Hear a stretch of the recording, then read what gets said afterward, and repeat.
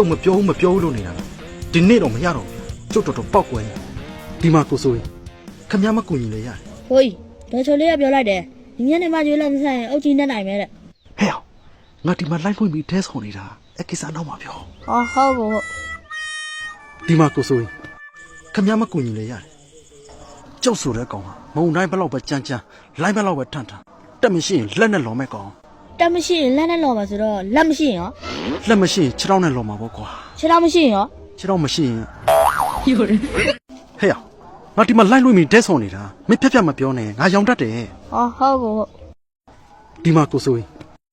ကျုပ်ဆိုတဲ့ကောင်ကစိတ်တဘောထားကောင်းပြီဆိုရင်လည်းနှစ်ယောက်မရှိသလို ဖေရပြီဆိုရင်လည်းနှစ်ယောက်မရှိဘူး ဖင်ရပြီဆိုရင်လည်းနှစ်ယောက်မရှိ sorry ကို sorry ခမ ्या ကကျုပ်ကိုအစွမ်းစမရှိတဲ့ကောင်ဆိုပြီးအထင်မြင်သေးနေတာမဟုတ်လားခမ ्या စောက်ကြည့်လိုက်ကျုပ်ပါကောင်လဲဆိုတော့သိရဖို့ဒီနေ့ကစပြီ ခွက်ဆွဲတောင်းပြမယ် ခွက်ဆွဲတောင်းပြမယ်